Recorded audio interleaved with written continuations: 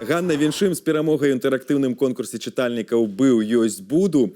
Уладзімір Караткевіч – аўтар, улюбёны ўсімі пакаленнямі чытачоў.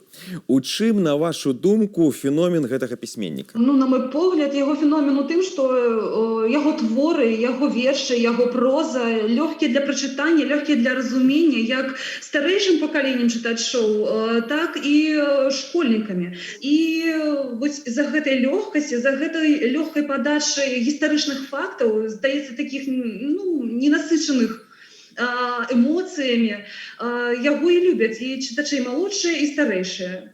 Вы філолаг па адукацыі, ведаеце і шануеце беларускую літаратуру і, пэўна, падчас вучобы зрабілі для сябе шмат адкрыццяў у ёй. Але ж чаму менавіта класік айчыннага слова Караткевіч стаў адным з улюбёных аўтараў? Ну, вось, як я казала раней, менавіта з-за гэтай лёгкасці, таму што не ў многіх аўтараў можна знайсці такую цікавую падачу, такую натхнёнасць, мабыць. Вось менавіта гэтымі рысамі, гэтымі нейкімі такімі момантамі ў сваіх творах, у сваіх вершах мне падабаецца Уладзімір Караткевіч. Мы з вами калегі, вы з'яўляецеся карэспандэнтам газеты «Асіповіцкі край». Ці знаходзіцца месца літаратуры ў вашай журналісцкай працы? Ой, заўсёды. Я з'яўляюся куратарам літаратурнай старонкі. І таксама я вяду уласны літаратурны сайт, дзе публікуюцца творы нашых асіповіцкіх аўтараў, як празаікаў, так і паэтаў. Ну і сама пішу вершы, дарэчы, таму знаходзіцца так. А ці шмат у вас аўтараў? У нас ёсць свае зоркі, якія выдатна валодаюць паэтычным словам, паэтычным радком і з'яўляюцца вельмі любімымі чытачамі. Цікава. А вось для чытання ў конкурсе «Быў, ёсць, буду» вы абралі верш «Калі паміраюць». Атмасфера ў гэтага твора досыць самотная. Адкуль адпаведны настрой у яго чытальніцы? Ну, гэта хутчэй не настрой, гэта хутчэй любоў да прыгожага радка, скажам так.